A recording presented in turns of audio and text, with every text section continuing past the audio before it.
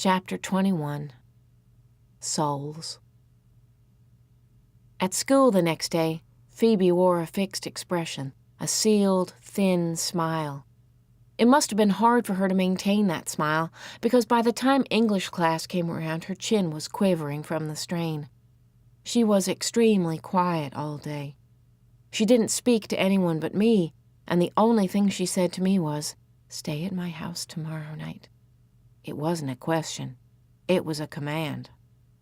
Mr. Berkway gave us a 15-second exercise. As fast as we could, without thinking, we were to draw something. He would tell us what we were to draw when everyone was ready.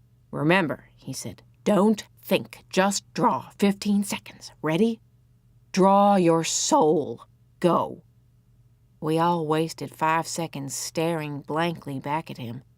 When we saw that he was serious and was watching the clock, our pencils hit the paper. I wasn't thinking. There wasn't time to think. When Mr. Berkway called, "Stop!" everyone looked up, dazed. Then we looked down at our papers and a buzz went around the room. We were surprised at what had come out of our pencils. Mr. Berkway zipped around, scooping up the papers. He shuffled them and tacked them up on the bulletin board. He said, "We now have everyone's soul captured." We all crowded around. The first thing I noticed was that every single person had drawn a central shape, a heart, circle, square, or triangle. I thought that was unusual. I mean, no one drew a bus or a spaceship or a cow. They all drew these same shapes. Next, I noticed that inside each figure was a distinct design.